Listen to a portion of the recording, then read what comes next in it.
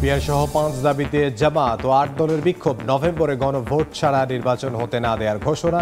নব্য ফ্যাসিবাদ তাড়ানোর হুঁশিয়ারি নেতাদের।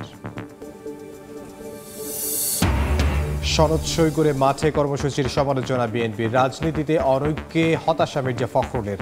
৭১-২৪-এর ঐক্যে ভাঙনের অপচেষ্টা প্রতিহতের হুঁশিয়ারি। বগুড়ায় এনসিপির সভার বাইরে ককটেল বিস্ফোরণ। নির্বাচন ঘিরে পরিস্থিতি ঘোলাটে করার অপচেষ্টা দেখছেন সার্জিস। শাপলা প্রতীক না দেয়ায় ইসির সমালোচনা। এমপিওভুক্ত শিক্ষকদের মহাসমাবেশ। 20% বাড়ি ভাড়া সহ 3 দাবি আদায় অনড় অবস্থান। বিএনপির সংহতি। ক্ষমতায় গেলে চাকরি জাতীয়করণের আশ্বাস নেতাদের।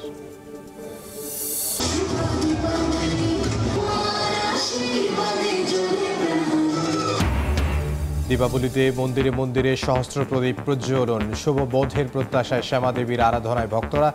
দেশ ও জাতির মঙ্গল কামনা।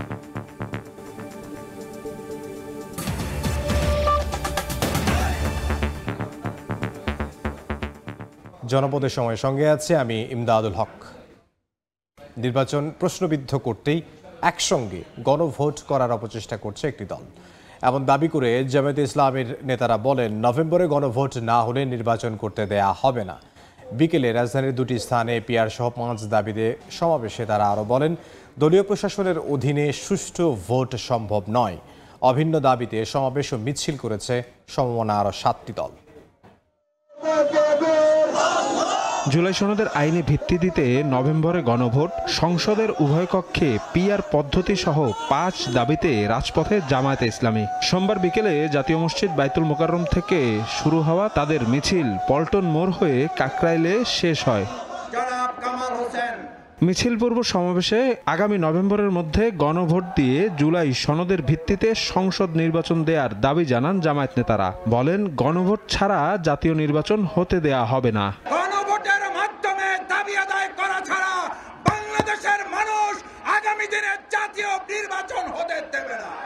লেভেল প্লেইং তৈরি করুন, সবার অধিকার নিশ্চিত করুন, আইন শৃঙ্খলা পরিস্থিতির উন্নতি করুন এবং দলীয়করণের ব্যাপারে সতর্ক হয়ে যান।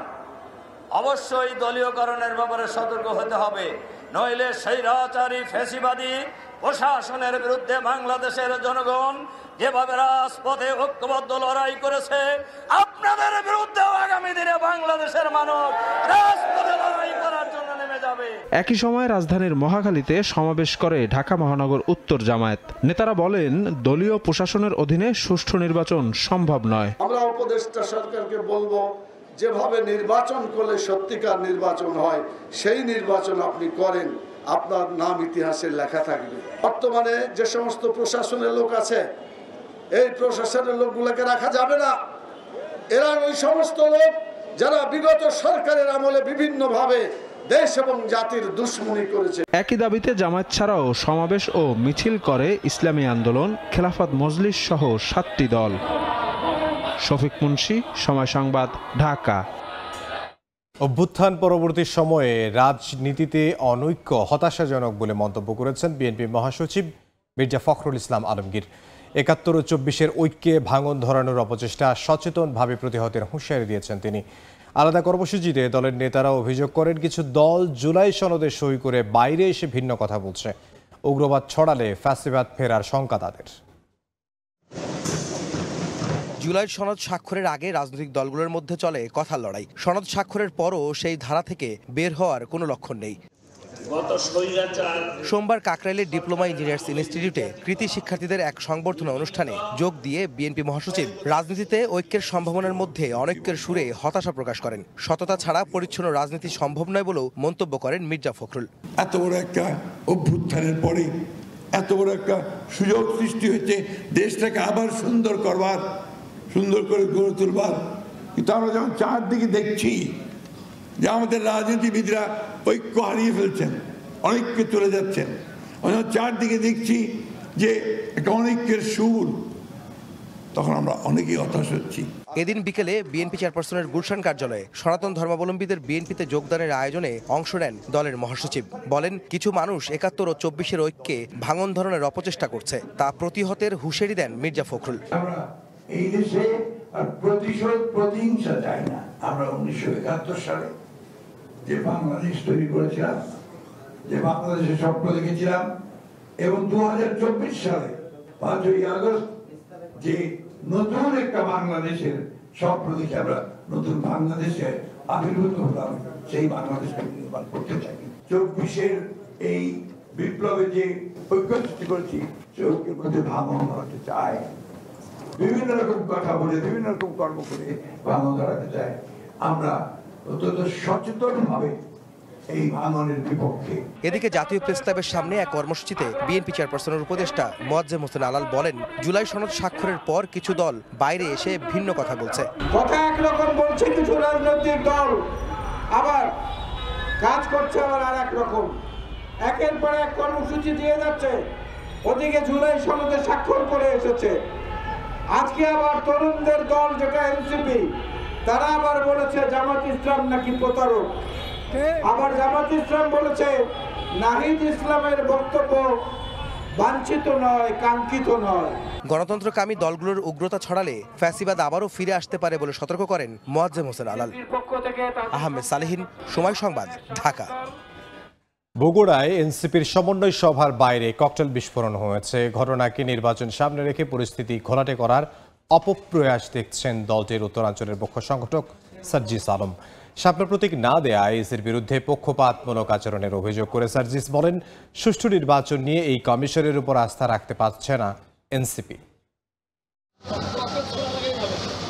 বগুড়া জেলা পরিষদ কার্যালয়ে এনসিপির সমন্বয় সভা চলার সময় হঠাৎই বাইরে ককটেল বিস্ফোরণ। আতঙ্ক ছড়িয়ে পড়লে নিরাপত্তা জোরদার করে আইনশৃঙ্খলা বাহিনী। সোমবার দুপুরের এ ঘটনায় একটি ককটেল বিস্ফোরিত হলেও অবিস্ফোরিত অবস্থায় আরেকটি উদ্ধার করে পুলিশ। এই ঘটনায় নিরাপত্তার সঙ্গে সংশ্লিষ্টদের ভূমিকা নিয়ে প্রশ্ন তুলে এনসিপির উত্তরাঞ্চলের মুখ্য সংগঠক বলেন, নির্বাচন সামনে রেখে পরিস্থিতি ঘোলাটে করার অপপ্রয়াস চলছে। বাংলাদেশকে নিয়ে যারা চক্রান্ত করছে, ষড়যন্ত্র করছে, তাদের একটা আমরা আস্ফালন দেখতে পাচ্ছি। অডিটোরিয়ামের পাশে ককটেল বিস্ফোরণ হতে পারে।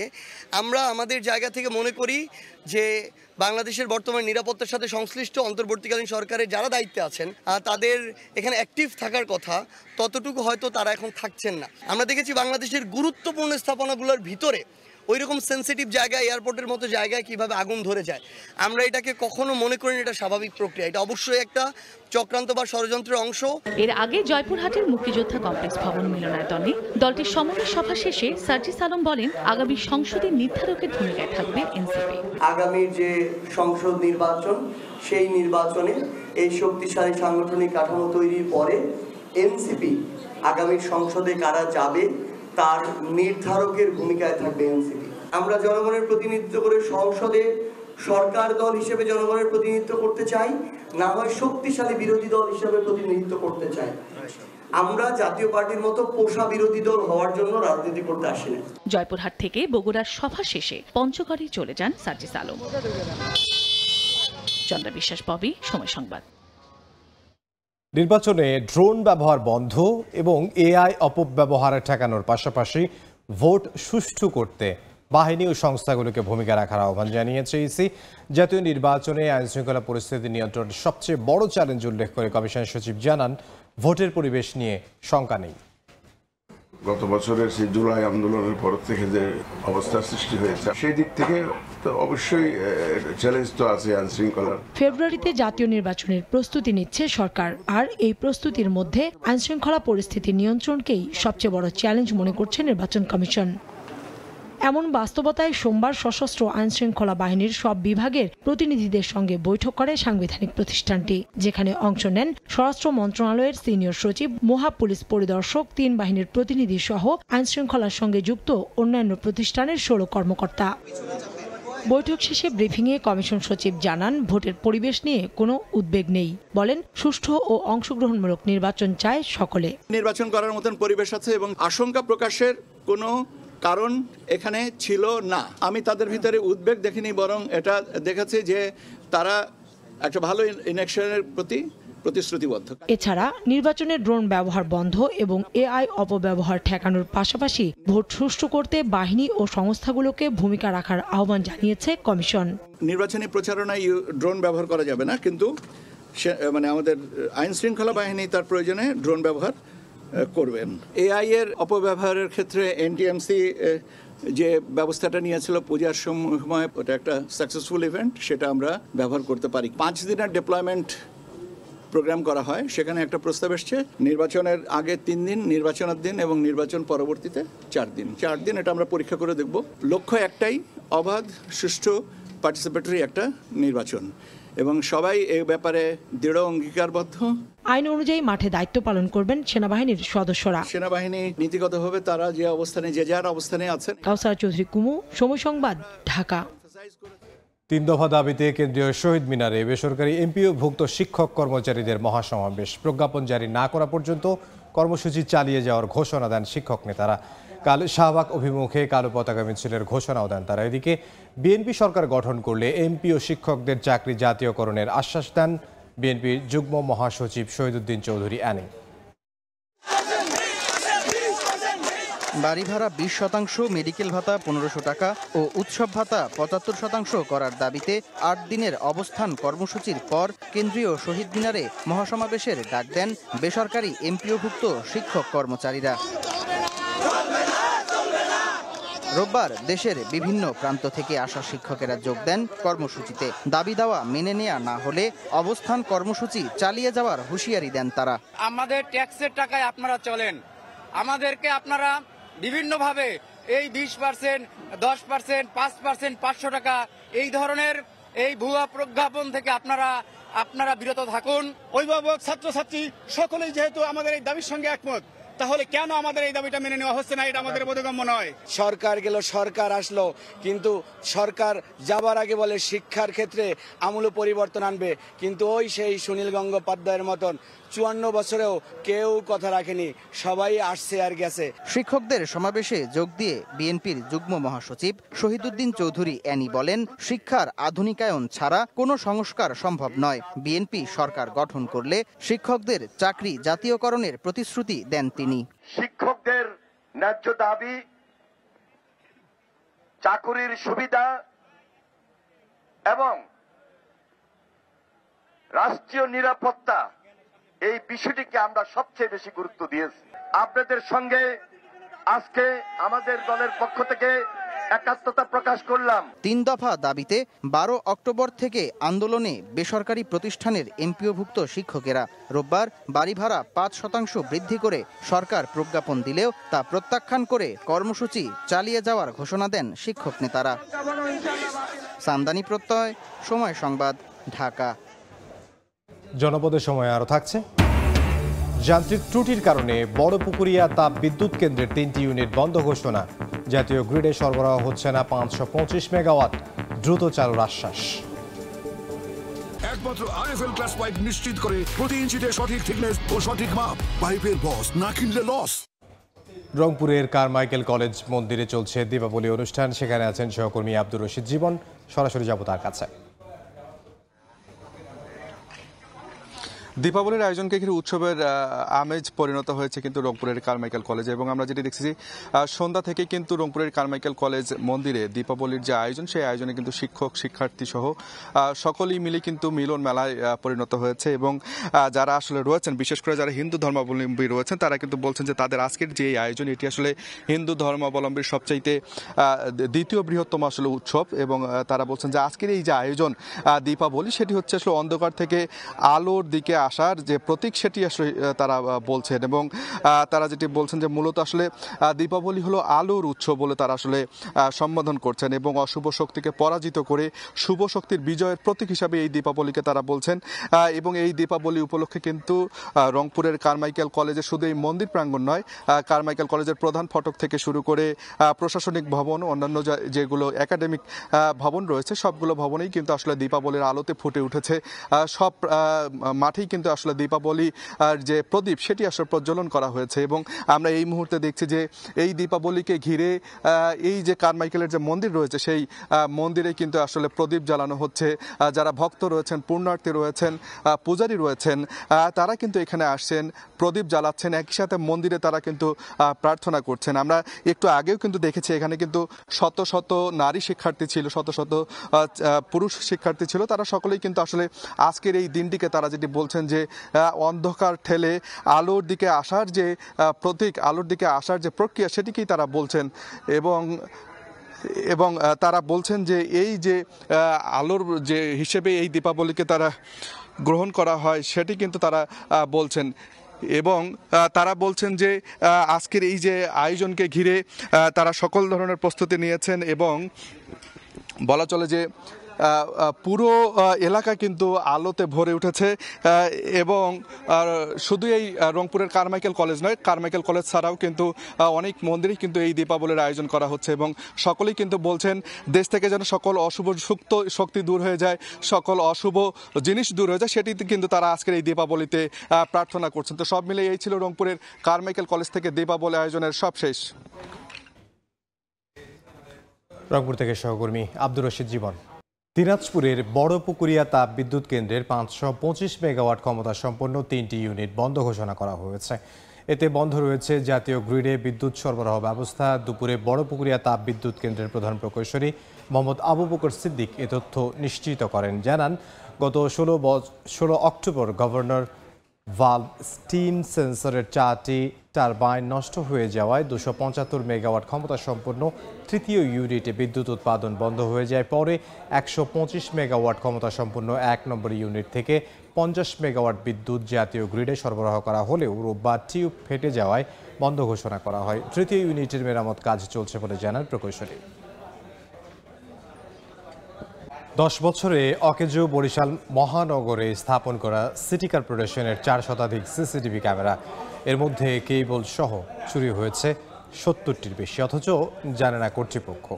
বর্তমানে এসবের কোনো কার্যকারিতা না থাকায় নিরাপত্তা নিয়ে শঙ্কায় নগরবাসী। বাধ্য হয়ে 250-র বেশি ক্যামেরা স্থাপন করলেও তা পর্যাপ্ত নয় বলছে মহানগর পুলিশ। সুজয় দাসের ছবিতে অপূর্ব অপুর রিপোর্ট। পরিসংখ্যান বলছে বরিশাল বিভাগ জুড়েই হত্যা, ধর্ষণ, চুরি, ছিনতাই, ডাকাতি সবই বেড়েই চলছে। যদিও বা আইন শৃঙ্খলা রক্ষাকারী বাহিনী সিসি ক্যামেরা বসিয়ে অপরাধীদের শনাক্ত করার চেষ্টা চালাচ্ছে, কিন্তু অধিকাংশ সিসি ক্যামেরাই এখন অচল হয়ে পড়েছে রক্ষণাবেক্ষণের অভাবে। 2015-16 অর্থবছরে বরিশাল শহরের 58টি স্থানে 416টি সিসিটিভি ক্যামেরা স্থাপন করে সিটি কর্পোরেশন, কিন্তু বর্তমানে একটিও সচল নেই। কেবল সহ চুরি হয়ে গেছে 70টিরও বেশি ক্যামেরা। নগরের চিত্র পর্যবেক্ষণ ও অপরাধী শনাক্তে ক্যামেরাগুলো বেশি ব্যবহার করা হতো। বর্তমানে এসবের কোনো কার্যকারিতা না থাকায় নিরাপত্তা শঙ্কায় নগরবাসী। আমাদের যদি ক্যামেরা চালু থাকে তো দুর্ঘটনা আমরা ক্যামেরার মধ্যে দেখতে পারলাম যে কে এই দুর্ঘটনা ঘটাইছে। সিসি ক্যামেরা যদি সচল থাকতো তাহলে নিরিবিলি রাত্রে গাড়ি আমরা চালাইতে পারি। এই ক্যামেরাগুলো যদি সচল থাকতো তাহলে হচ্ছে আমাদেরই উপকার হইতো, কারণ রাস্তায় অকারেন্স যে কোনো সময় হইতে পারে। তবে কি কারণে ক্যামেরাগুলো সংস্কার করা হয়নি তা জানে না সিটি কর্পোরেশন কর্তৃপক্ষ। বর্তমানে আর্থিক সংকটের জন্য নতুন ক্যামেরাও স্থাপন করা সম্ভব নয় বলে জানান সংশ্লিষ্টরা। টাকা পয়সা একটু ঘাটতি আছে, যার জন্য আমরা এগোতে পারছি না। অর্থাৎ পর্যায়ক্রমে আমরা আর্থিক সামর্থ্যের প্রেক্ষিতে আমরা সামনের দিকে এগোবো আর কি। সিটি কর্পোরেশনের স্থাপিত ক্যামেরা অকেজো হওয়ায় শহরের 2 শতাধিক স্থানে গত 5 বছরে 260টিরও বেশি ক্যামেরা স্থাপন করে মহানগর পুলিশ। তবে নিরাপত্তা নিশ্চিতে আরও সিসিটিভি স্থাপন প্রয়োজন বলছেন নগর পুলিশ প্রধান। আরও কিছু ক্যামেরা আমাদের দরকার। আমরা সিটি কর্পোরেশন থেকে লিখিত চাইছিলাম যে আরও 50টা ক্যামেরা দেন, তারা দেয়নি। আর এই আমাদের যে ক্যামেরা যেগুলো আছে এইগুলো আমি মোটামুটি আমাদের সচল আছে, যেমন আর অচল হলে আমরা ঠিক করি। নগরীতে সিসিটিভি স্থাপনে বরিশাল সিটি কর্পোরেশন ব্যয় করে 2.5 কোটি টাকা। অপূর্ব অপু, সময় সংবাদ, বরিশাল। 3 মাসের প্রকল্প শেষ হয়নি প্রায় 2.5 বছরেও। সরকার পতনের পর পিরোজপুরের তারাবুনিয়া গার্ডার সেতুর কাজ শেষ না করেই পালিয়েছে ঠিকাদার। এতে ভোগান্তিতে পিরোজপুরের নাজিরপুর ও বাগেরহাটের চিতলমারী উপজেলার 1 লাখের বেশি মানুষ। প্রকল্পটিতে দুর্নীতির অভিযোগ ওঠায় তদন্ত চলছে বলে জানায় উপজেলা প্রশাসন। জিয়াউল হকের পাঠানো তথ্য ছবি নিয়ে রিপোর্ট। নদীর তীরে নির্মাণ করা হয়েছে সেতুর অ্যাপার্টমেন্ট। 2 পাশে ফেলে রাখা হয়েছে নির্মাণ সামগ্রী, মরিচা ধরেছে রডগুলোতে। পিরোজপুরের নাজিরপুর ও বাগেরহাটের চিতলমারী উপজেলার সংযোগস্থল তারাবুনিয়ার এলাকার বলেশ্বর নদীতে 2023 সালের মার্চে পাকা সেতু নির্মাণ শুরু হয়, যা শেষ হওয়ার কথা ছিল 3 মাসের মধ্যে। অথচ মেয়াদ শেষ হওয়ার প্রায় 2.5 বছরে নির্মাণ হয়েছে মাত্র 2টি অ্যাপার্টমেন্ট। এলাকাবাসী বলছে, ঠিকাদারি প্রতিষ্ঠান ইফতি ইটিসিএল এর মালিক ছিল বিগত সরকারের মন্ত্রী সম রেজল করিমের ঘনিষ্ঠ। মন্ত্রীর প্রভাবে নিজেদের ইচ্ছে মতো কাজ করছে তারা। 2024 সালের 5 আগস্ট সরকার পতন হলে ঠিকাদার পালিয়ে যায়। এদিকে সেতু নির্মাণ না হওয়ায় ভোগান্তিতে 2 উপজেলার 1 লাখের বেশি মানুষ। খুলনা জেলা, বরিশাল জেলা অন্তত কোন রকম 60-70টা গ্রাম আছে। এই হিন্দি সমস্ত কিছু তরকারি, মাছ, ছাগল তাও এইখান থেকে পার হয়। আওয়ামী লীগ সরকার থাকতে মন্ত্রী আমাদের সম রেজাউল করিম, তার ভাই করছে কাজটা। এখন দীর্ঘদিন ফেলানো রয়েছে, তারা তো নাই এলাকায়, দেশে নাই। স্কুলে যাতায়াতে আসতে সমস্যা হয়, পানি তলিয়ে গেলে তখন আমাদের ব্রিজটা তলায় যায়, আমরা হাঁটাচলা করতে পারি না। কয়েকদিন পর পর এই ব্রিজটা হয়ে যায়, মানে ভাঙে যায়, আবার মেরামত করতে সমস্যা হয়। যদি ব্রিজটা হতো তাহলে আমাদের খুবই উপকার হতো। নাজিরপুর উপজেলা প্রশাসন বলছে, প্রকল্পটি দুর্নীতির অভিযোগ রয়েছে, এই কারণে বিষয়টি তদন্তাধীন রয়েছে। তবে থেমে থাকা প্রকল্পগুলোর তালিকা স্থানীয় সরকার বিভাগে পাঠানো হয়েছে। এ বিষয়ে এলজিইডির উপজেলা বা জেলা অফিসের কোনো কর্মকর্তা ক্যামেরার সামনে কথা বলতে রাজি হননি। দুর্নীতির অভিযোগ যেই প্রকল্পগুলোতে রয়েছে সেই প্রকল্পগুলোতে আপাতত বরাদ্দ স্থগিত রয়েছে। এই প্রকল্পে দুর্নীতির অভিযোগ সমাধান আশা করছি খুব দ্রুত সম্ভব হবে। প্রকল্পগুলো আবার সেখানে পুনরায় বরাদ্দ দেওয়া হবে। 35 মিটার দীর্ঘ তারাবুনিয়ার গার্ডার সেতুর নির্মাণ ব্যয় ধরা হয় 3,51,14,000 টাকা। সময় সংবাদ, পিরোজপুর।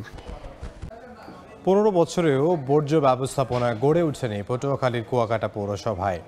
শহরের খাজুরা এলাকায় প্রতিদিন ফেলা হচ্ছে 80 থেকে 90 টন আবর্জনা। দূষণ ও দুর্গন্ধে অতিষ্ঠ পর্যটক ও এলাকাবাসী। কর্তৃপক্ষ বলছে, শিগগিরই আধুনিকায়নের বর্জ্য ব্যবস্থাপনা গড়ে তোলা হবে। তৌকিব পেদার ছবিতে শিকদার জাবির হোসেনের রিপোর্ট। পর্যটন নগরী কুয়াকাটা পৌরসভার প্রবেশ মুখেই এখন গড়ে উঠেছে ময়লার ভাগার। খোলা জায়গায় প্রতিদিন ফেলা হচ্ছে 80 থেকে 90 টন আবর্জনা। শহরে প্রবেশের সময়ই পর্যটকদের মুখোমুখি হতে হচ্ছে তীব্র দুর্গন্ধের। এখানে ময়লা ফেলে আজ 12 বছর তোমায় পৌরসভার ময়লা, কিন্তু এটা দুর্গন্ধতে আমরা রাস্তা দিয়ে আসা যাওয়া করতে পারি এবং পোলাপান আসতে পারে না। পোলাপানের অসুখ হয়, দুর্গন্ধ হয়, ভাত খাইতে পারে না। এই ময়লাগুলোর একটা যে কোনো বিধি ব্যবস্থা করাটা ভালো। গ্রানে দেখা যায় না, তাছাড়া স্কুলের পোলাপান ঠিক মতন আইতে যাইতে পারে না, গ্রানে নাক চাপতে যাওয়া লাগে। সূর্যোদয় ও সূর্যাস্তের বেলাভূমি খ্যাত এই পর্যটন নগরীকে 2010 সালে পৌরসভা ঘোষণা করা হয়। 12.75 বর্গ কিলোমিটার এলাকা নিয়ে খ শ্রেণীর এই পৌরসভার জনসংখ্যা প্রায় 20,000। 9টি ওয়ার্ড নিয়ে গঠিত পৌরসভায় বর্জ্য ফেলার নির্দিষ্ট স্থান থাকলেও এখনো শুরু হয়নি কোনো কার্যক্রম। এতে ক্ষোভ প্রকাশ করেন স্থানীয়রা। কর্তৃপক্ষ বলছে, শিগগিরই আধুনিক মানের বর্জ্য ব্যবস্থাপনা গড়ে তোলা হবে। সিটিসিআরপি প্রজেক্টের আওতায় এশিয়ান ডেভেলপমেন্ট ব্যাংকের অর্থায়নে 45 কোটি টাকার একটি প্রজেক্ট হাতে নিয়েছি। 3.5 একর জমি অধিগ্রহণ করা হবে। এটি বাস্তবায়ন হলে এলাকাতে প্রচুর কর্মসংস্থান সৃষ্টি হবে। দীর্ঘদিনের এই ভোগান্তি ও পরিবেশ দূষণ থেকে মুক্তি পেতে এখনই দরকার পরিকল্পিত পদক্ষেপ। শিকদার জাবির হোসেন, সময় সংবাদ, পটুয়াখালী। নারায়ণগঞ্জে 2,500-এর 3টি বাণিজ্যিক প্রতিষ্ঠান সহ শতাধিক অবৈধ গ্যাস সংযোগ বিচ্ছিন্ন করা হয়েছে।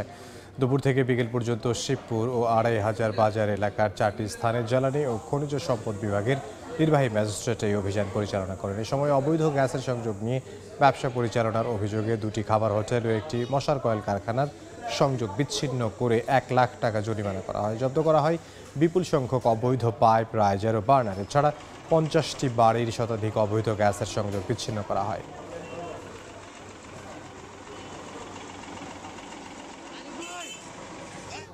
জনপদের সময়ের শীর্ষ সংবাদগুলো জানিয়ে দিচ্ছে আরও একবার।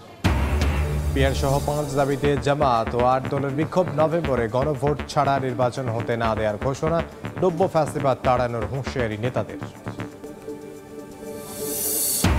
সনদ সই করে মাঠে কর্মসূচির সমালোচনা বিএনপির। রাজনীতিতে অনৈক্যে হতাশা। মির্জা ফখরুলের 71-24-এর ঐক্যে ভাঙনের অপচেষ্টা প্রতিহতের হুঁশিয়ারি।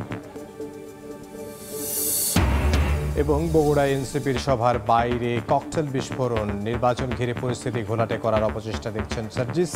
শাপলা প্রতীক না দেয়ায় ইসির সমালোচনা।